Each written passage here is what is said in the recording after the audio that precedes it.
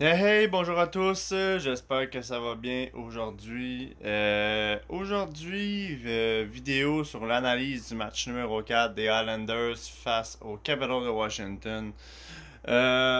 Écoutez, aujourd'hui, vidéo va être très courte. J'ai pas grand chose à dire sur le match d'hier, à part le fait que les Capitals l'ont emporté 3-2 pour le match numéro 4.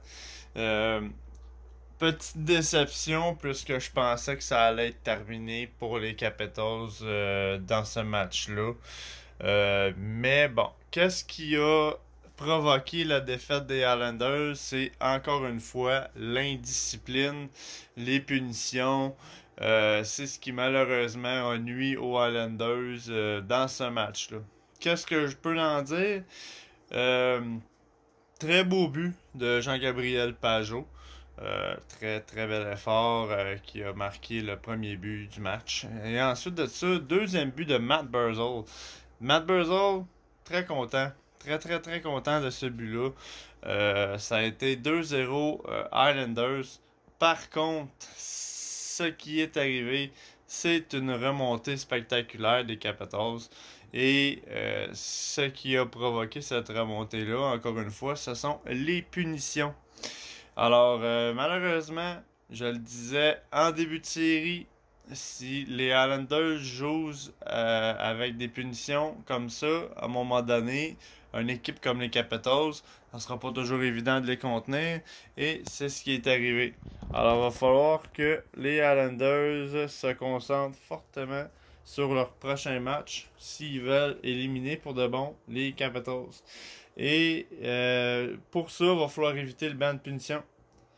Parce que, encore une fois, on l'a vu, ça n'a pas pris grand-chose pour que les Islanders puissent perdre ce match-là.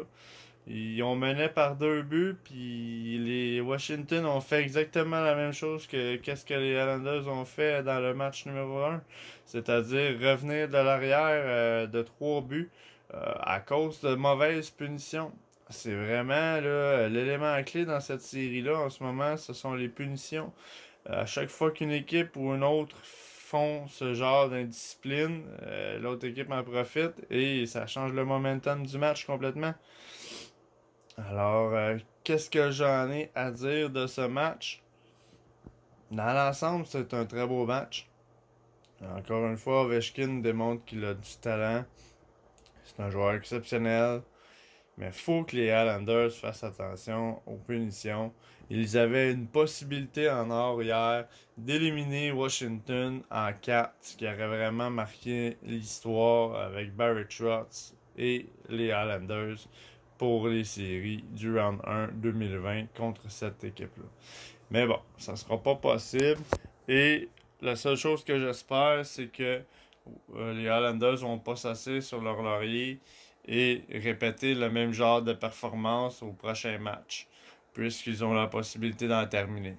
Alors, c'est ce que j'avais à dire sur le match d'hier. Merci d'avoir été avec moi aujourd'hui. Merci si vous avez aimé la vidéo. Ne vous gênez pas à liker, partager, commenter, faire un pouce bleu. Ça m'a fait plaisir de faire l'analyse avec vous. Je vous dis à la prochaine pour l'analyse du prochain match numéro 5 des séries. À la prochaine.